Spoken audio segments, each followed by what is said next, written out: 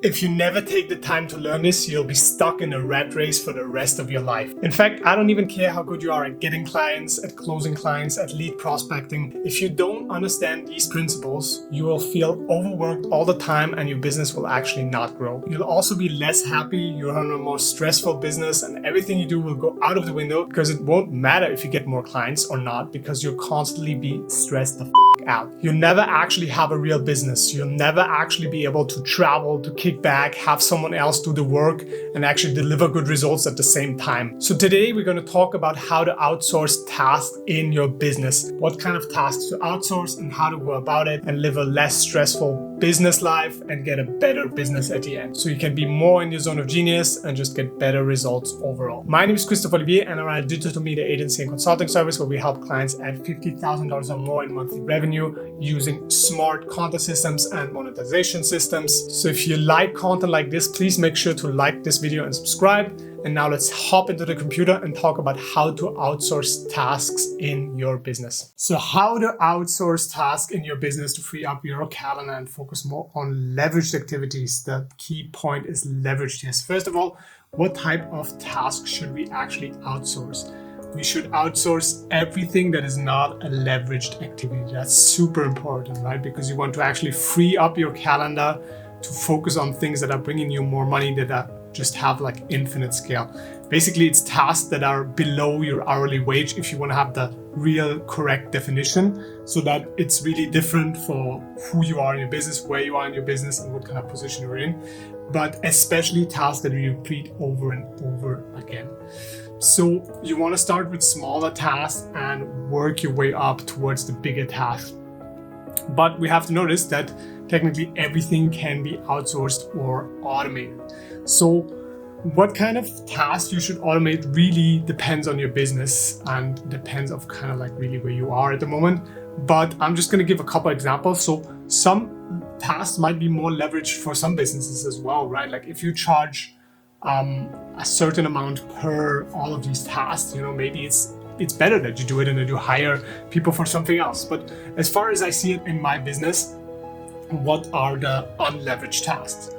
So first of all, direct outreach, right? The outreach, the acquiring of leads directly. This one should be the first one to outsource. You can hire a very cheap virtual assistant or growth specialist or appointment setters to actually reach out to businesses, whether that's via text, via cold call, via email, whatever.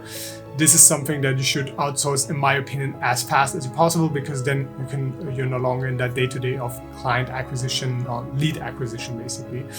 I think appointment setting is something that you should definitely outsource, right? Because there's so many appointment setters out there and you don't want to spend your time trying to get appointments. You want to kind of have an automated system, more or less, that gets you appointments, because that's what drives your business forward. And I wouldn't edit any videos, right? Like as little as you can. Give that to a professional.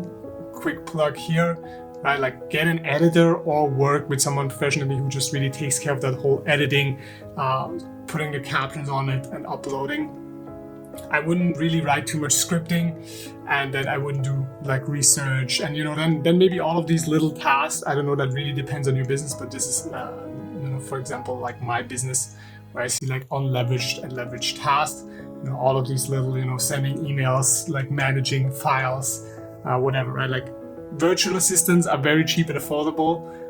If you don't know, read that book by Dan Martell, Buy Back Your Time. Is really a good book about how you can think about these kind of tasks. And now let's focus to leveraged activities, right? Like I think the most leveraged activity that you can do is actually creating content, right? Because you create a piece of content one time, whether that's an email, whether that's a video, whether that's an Instagram story, and it can be watched by millions of people, right? So it's like the first thing that I would do is always video creation, right? Ad creation, everything that has to do with something that has a big lever on it. Hiring as well is a big lever, because hiring people actually is the definition of taking over some tasks for you. Hiring and training people, and comes back to videos, right? SOPs, filming videos on how to do this. I think sales depends a little bit on the business, right? But normally sales is probably like one of the last activities, like the day-to-day, that I would give up. I'm still doing my sales, so here, but also like something like networking, right, where you actually interact directly with people that you actually want to sell to, because everything that needs your face is what is most leveraged. And so how do you go about kind of like finding out what are leveraged and unleveraged tasks? So always list your tasks into leveraged and unleveraged tasks, kind of have like a spreadsheet, or kind of I use a piece of paper when I plan my week. And then I focus on like, okay, what's actually leveraged and what's unleveraged. And then for the unleveraged task, the goal is to actually create SOPs and how-tos for every task that you are kind of repeating, right? That means you might have to do it like 1 or 2 times more to create a good SOP, but this is the idea of how to actually turn unleveraged tasks into leveraged activities.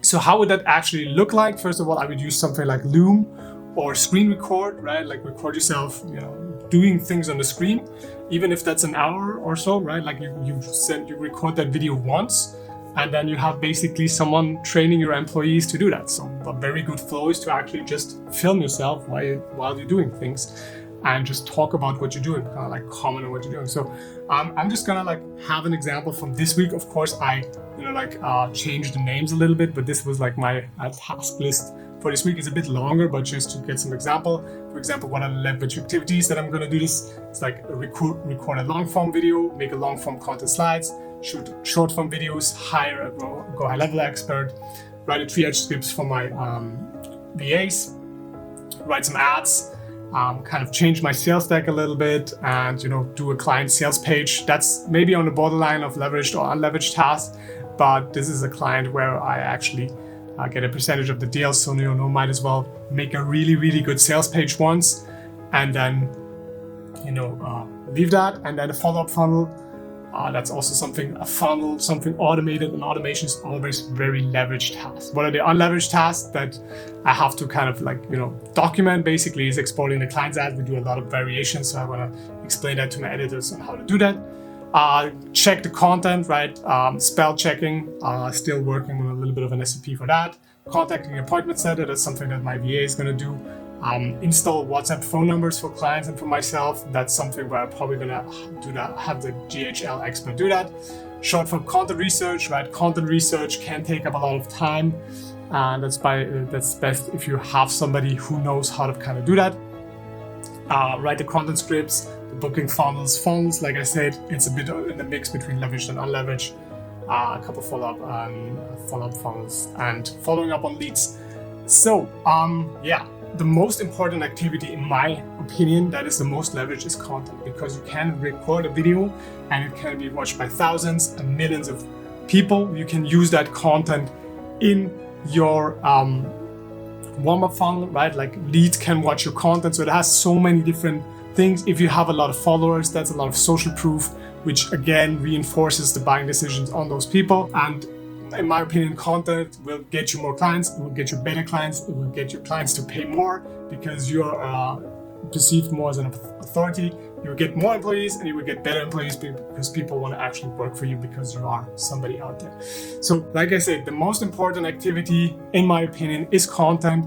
If you don't have a content strategy for this year, then check out this video, and otherwise we'll talk soon in another video.